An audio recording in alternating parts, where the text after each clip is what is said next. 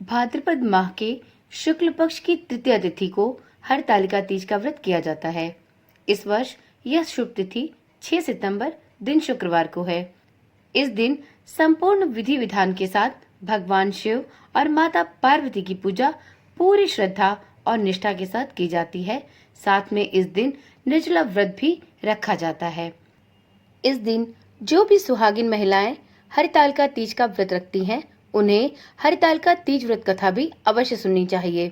इसके बिना उनका यह व्रत निष्फल और अपूर्ण रह जाता है। आज की वीडियो में हम सुनेंगे हरितालिका तीज की सौभाग्यदायिनी व्रत कथा। ओम नमः शिवाय, जय श्री कृष्णा। आप सभी का सनातन धर्मसार चैनल पर बहुत बहुत स्वागत है। मित्रों, हरितालिका तीज का पावन पर्व भाद्रपद माह के शुक्ल पक्ष की तृतीया तिथि को आता है। इस व्रत के करने से भगवान शिव और माता पार्वती का आशीर्वाद प्राप्त होता है तथा जीवन के सभी कष्ट दूर होते हैं और सौभाग्य की प्राप्ति होती है। हरितालिका तीज का पर्व भगवान शिव और माता पार्वती के अटूट बंधन को ध्यान में रखकर किया जाता है। इस दिन सभी महिलाएं 16 श्रृंगार करके भगवान शिव और माता पार्वती की पूजा अर्चना बहुत ही निष्ठा और पूरी श्रद्धा के साथ करती हैं और उनसे अखंड सौभाग्य का आशीर्वाद भी प्राप्त करती हैं। साथ ही हरितालिका तीज की कथा भी इस दिन अवश्य सुनी जाती है। हरितालिका तीज की कथा सुनने और पढ़ने मात्र से भगवान शिव और माता पार्वती के द्वारा पति की दीर्घायु का आशीर्वाद स्वतः ही प्राप्त हो जाता है और जीवन में सभी प्रकार की सुख समृद्धि और ऐश्वर्य की प्राप्ति होती है। यह हरितालिका तीज व्रत की कथा बहुत ही पवित्र मानी जाती है, क्योंकि इस कथा को स्वयं भगवान शिव ने माता पार्वती से कही है। इसलिए यदि आप हरितालिका तीज का व्रत रखती हैं, तो इस दिन हरितालिका तीज व्रत की कथा भी अवश्य सुननी और पढ़नी चाहिए। आज की वीडियो में हम हरितालिका तीज की पावन कथा का श्रवण करेंगे, तो एक बार प्रभु भोलेनाथ और माता पार्वती का हृदय से मनन करते हुए और गणेश भगवान का नाम लेते हुए इस पावन और पुण्यकारी कथा का प्रारंभ करते हैं। तो एक बार प्रेम से बोलिए, श्री गणेश भगवान की जय, उमापति भोलेनाथ की जय, माता पार्वती की जय। जिनके दिव्य केशों पर आँख के फूलों की माला शोभा दे रही है और जिन भगवान शंकर के मस्तक पर चंद्र और गले में मुंडों की माला पड़ी हुई है, जो माता पार्वती दिव्य वस्त्रों से तथा भगवान शंकर दिगंबर वेश धारण किए हैं, उन दोनों भवानी शंकर को मैं नमस्कार करती हूँ। कैलाश पर्वत के सुंदर शिखर पर माता पार्वती जी ने महादेव जी से पूछा, हे महेश्वर, मुझसे आप वह गुप्त से गुप्त बातें बताइए जो सभी के लिए सरल और महान फल देने वाली है। हे नाथ, यदि आप मुझसे प्रसन्न हैं, तो कृपया करके मुझे दर्शन दे। हे जगन्नाथ, आप आदि मध्य और अंत रहित हैं।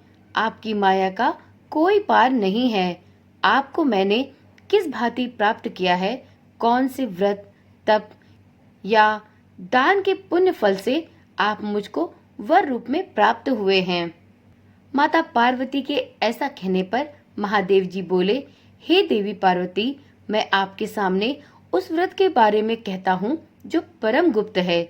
जैसे तारागणों में चंद्रमा और ग्रहों में सूर्य, वर्णों में ब्राह्मण, देवताओं में गंगा, पुराणों में महाभारत, वेदों में साम और इंद्रियों में मन श्रेष्ठ है, वैसे ही पुराण और वेद सब में इसका वर्णन आया है, जिसके प्रभाव से आपको मेरा आधा आसन प्राप्त हुआ है। हे प्रिय, उसी का मैं आपसे वर्णन करता हूँ, ध्यान पूर्वक सुनिए। भाद्रपद मास के शुक्ल पक्ष की हस्त नक्षत्र के दिन इस व्रत का अनुष्ठान मात्र करने से सभी पापों का नाश हो जाता है। आपने पहले हिमालय पर्वत पर इसी महान व्रत को किया था। इसका वर्णन मैं आपसे करता हूँ। पार्वती जी बोली, हे प्रभु, इस व्रत को मैंने किस लिए किया था, यह मुझे सुनने की प्रबल इच्छा है, सो कृपा करके कहें। आर्यवर्त में हिमालय नामक एक महान पर्वत है, जहाँ अनेक प्रकार की भूमि अनेक प्रकार के वृक्षों से सुशोभित है, जो सदैव बर्फ से ढके हुए तथा गंगा की कलकल ध्वनि से शब्दायमान रहता है। हे पार्वती जी, आपने बाल्यकाल में उसी स्थान पर परम तप किया था और 12 वर्ष तक के महीने में जल में रहकर तथा बैसाख मास में अग्नि में प्रवेश करके तप किया था। सावन के महीने में बाहर खुले में निवास कर अन्न त्याग कर आप तप करती रहीं। आपके उस कष्ट को देखकर आपके पिता को आपकी बहुत चिंता हुई। चिंता में वह विचार करने लगे कि मैं इस कन्या का विवाह किससे करूं। एक दिन नारद जी वहां आए और देवर्षि नारद ने आप शैलपुत्री को देखा। आपके पिता हिमालय ने देवर्षि को अर्घ, पाद और आसन देकर सम्मान सहित बिठाया और कहा, हे मुनीश्वर, आपने यहाँ तक आने का कष्ट कैसे किया? कहें क्या आज्ञा है? नारद जी बोले, हे गिरिराज, मैं विष्णु भगवान का भेजा हुआ यहाँ आया हूँ। आप मेरी बात को ध्यान पूर्वक सुने। आप अपनी कन्या को उत्तम वर का दान करें। ब्रह्मा, इंद्र और शिव इत्यादि देवताओं में विष्णु भगवान के समान कोई भी उत्तम नहीं है। इसलिए मेरे मत से आप अपनी कन्या का दान भगवान विष्णु को ही दें। हिमालय जी बोले, यदि भगवान वासुदेव स्वयं ही कन्या को ग्रहण करना चाहते हैं और इस कार्य के लिए ही आपका आगमन हुआ है, तो यह मेरे लिए अत्यंत गौरव की बात है। मैं अवश्य उन्हें दूंगा। हिमालय का यह आश्वासन सुनते ही देवर्षि नारद जी आकाश में अंतर ध्यान हो गए और भगवान विष्णु के पास पहुँचे। नारद जी ने हाथ जोड़कर भगवान विष्णु से कहा, प्रभु, आपका विवाह निश्चित हो गया है। इधर हिमालय ने पार्वती से प्रसन्नता पूर्वक कहा, हे पुत्री, मैंने तुमको गरुड़ ध्वज भगवान विष्णु को अर्पण कर दिया है। पिता के इन वाक्यों को सुनते ही आप अपनी सहेली के घर गईं और पृथ्वी पर गिरकर अत्यंत दुखित होकर विलाप करने लगी। आपको विलाप करते हुए देखकर आपकी सखी बोली, हे देवी, तुम किस कारण से दुखी हो? कृपया करके मुझे बताओ, मैं अवश्य ही तुम्हारी इच्छा पूर्ण करूंगी। आप बोली, हे सखी, सुनो, मेरी जो मन की अभिलाषा है मैं तुम्हें सुनाती हूँ। मैं महादेव जी को वरण करना चाहती हूँ। मेरे इस कार्य को पिताजी ने बिगाड़ना चाहा है, इसलिए मैं निसंदेह ही इस शरीर का त्याग करूंगी। हे पार्वती, आपके इन वचनों को सुनकर आपकी सखी ने कहा, हे देवी, जिस वन को तुम्हारे पिताजी ने न देखा हो, तुम वहां चली जाओ। तब देवी पार्वती आप अपनी सखी का यह वचन सुन ऐसे ही वन को चली गईं। आपके पिता हिमालय ने आपको घर पर न पाकर सोचा कि मेरी पुत्री को कोई देव, दानव अथवा किन्नर हरण करके ले गया है। मैंने नारद जी को वचन दिया था कि मैं अपनी पुत्री का विवाह भगवान विष्णु के साथ करूंगा। हाय, अब यह कैसे पूरा होगा? मेरा वचन तो अपूर्ण रह जाएगा। ऐसा सोचकर वह बहुत चिंतातुर होकर मूर्छित हो गए। तब सब लोग हाहाकार करते हुए दौड़े और मूर्छा दूर होने पर गिरिराज से बोले कि हमें आप अपनी मूर्छा का कारण बताएं। हिमालय बोले, मेरे दुख का कारण यह है कि मेरी रत्न रूपी कन्या को कोई हरण करके ले गया है, या कहीं सर्प ने तो उसे काट नहीं लिया, या किसी सिंह या व्याघ्र ने तो उसे नहीं मार डाला। वह न जाने कहाँ चली गई है, या उसे किसी राक्षस ने मार डाला है। इस प्रकार कहकर आपके पिता गिरिराज अत्यंत दुखित होकर ऐसे कांपने लगे जैसे तीव्र वायु के चलने पर कोई वृक्ष कांपता है। तत्पश्चात हे पार्वती, आपको गिरिराज साथियों सहित घने जंगल में ढूंढने के लिए निकल पड़े। आप भी अपनी सखी के साथ भयानक जंगल में घूमती हुई वन में एक नदी के तट पर एक गुफा में पहुंची। उस गुफा में आप अपनी सखी के साथ प्रवेश कर गई, जहां आपने अन्न जल का त्याग करके बालू का एक लिंग बनाकर मेरी आराधना प्रारंभ करी। उस समय भाद्रपद मास की हस्त नक्षत्र युक्त तृतीया का दिन था। उस दिन आपने मेरा संपूर्ण विधि विधान से पूजन प्रारंभ किया तथा रात्रि को गीत गायन करते हुए रात्रि जागरण किया। आपके उस महाव्रत के प्रभाव से मेरा आसन डोलने लगा। मैं उसी स्थान पर आ गया जहां आप अपनी सखी के साथ तप में लीन थी। मैंने आकर आपसे कहा कि हे वर आनने, मैं तुमसे अत्यंत प्रसन्न हूँ। आप मुझसे कोई भी वरदान मांगो। तब आपने कहा कि हे देव, यदि आप मुझसे प्रसन्न हैं तो आप महादेव जी मेरे पति बने। मैं ऐसी ही इच्छा रखती हूँ। मैं तथास्तु ऐसा कहकर कैलाश पर्वत को चला गया और आपने प्रभात होते ही मेरी उस बालू की प्रतिमा को नदी में विसर्जित कर दिया। हे शुभे, आपने वहां अपनी सखी सहित व्रत का पारण किया।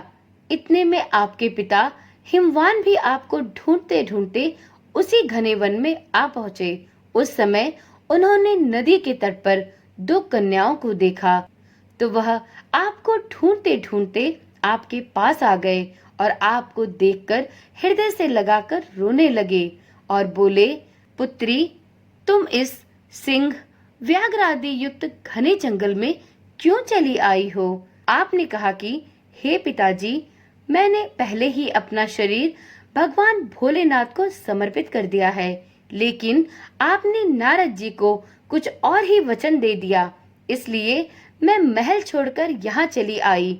ऐसा सुनकर आपके पिताश्री ने आपसे कहा कि हे पुत्री, मैं तुम्हारी इच्छा के विरुद्ध यह कार्य नहीं करूँगा। तब वह आपको लेकर घर को आए और आपका विवाह मेरे साथ संपन्न कराया। हे प्रिय, उसी व्रत के प्रभाव से आपको मेरा अर्धासन प्राप्त हुआ है। इस व्रतराज को मैंने अभी तक किसी के सम्मुख वर्णित नहीं किया है। हे देवी, अब मैं आपको यह बताता हूँ कि इस व्रत का यह नाम क्यों पड़ा। आपको सखी हरण करके ले गई थी, इसलिए इस व्रत का नाम हरतालिका पड़ा। पार्वती जी बोली, हे स्वामी, आपने इस व्रतराज का नाम तो बता दिया, लेकिन मुझे इसकी विधि और फल भी बताइए कि इस व्रत को करने से किस फल की प्राप्ति होती है। तब भगवान भोलेनाथ बोले, सौभाग्य की इच्छा रखने वाली सभी महिलाओं को इस व्रत को पूरे विधि विधान के साथ पूर्ण करना चाहिए। व्रत में केले के खंभों से मंडप बनाकर उसे बंदरवारों से सुशोभित करें। उसमें विविध रंगों के उत्तम रेशमी वस्त्र की चांदनी ऊपर तान दें। चंदन आदि सुगंधित द्रव्यों का लेपन करके सभी महिलाएं इस मंडप के नीचे एकत्रित हों। शंख, भेरी, मृदंग इत्यादि बजावें। विधि पूर्वक मंगलाचार करके श्री गौरी शंकर की बालू निर्मित प्रतिमा की स्थापना करें। फिर भगवान शिव पार्वती का गंध, धूप, पुष्प आदि से विधि पूर्वक पूजन करें। अनेकों नैवेद्यों का भोग लगावें और रात्रि को जागरण करें। नारियल, सुपारी, जवारी, नींबू, लौंग, अनार, नारंगी आदि ऋतु फलों तथा फूलों को एकत्रित करके धूप, दीप इत्यादि से पूजन करके कहें, हे कल्याण स्वरूप शिव, हे मंगल रूप शिव, हे मंगल रूप महेश्वरी, हे शिवे, हे पार्वती, सब कामनाओं को देने वाली देवी, कल्याण रूप आपको मेरा नमस्कार है। कल्याण स्वरूप माता पार्वती, आपको नमस्कार है। भगवान शंकर जी को सदैव नमस्कार है। हे ब्रह्म रूपिणी, जगत का पालन करने वाली माँ, आपको नमस्कार है। हे सिंह वाहिनी, मैं सांसारिक भय से व्याकुल हूँ, आप मेरी रक्षा करो।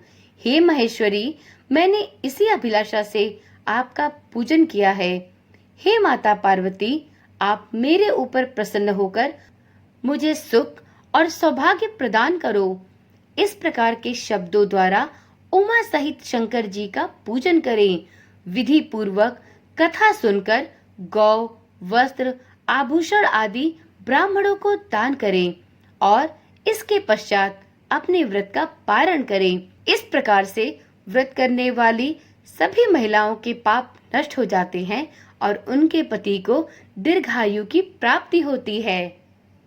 तो एक बार प्रेम से बोलिए, उमापति भोलेनाथ की जय, माता पार्वती की जय।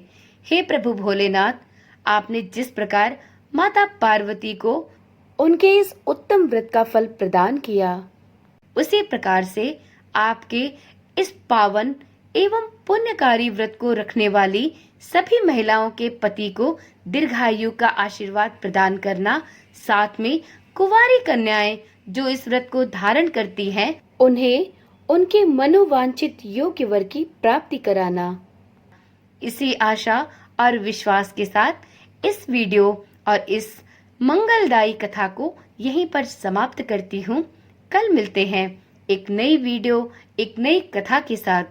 यदि वीडियो में सुनाई गई कथा आपके लिए रुचिकर और पुण्यदायी रही हो तो वीडियो को अपना एक लाइक अवश्य दें और इसी प्रकार की वीडियोस देखने के लिए चैनल को अभी ही सब्सक्राइब करें और साथ में नोटिफिकेशन बेल को ऑन करना भी ना भूलें।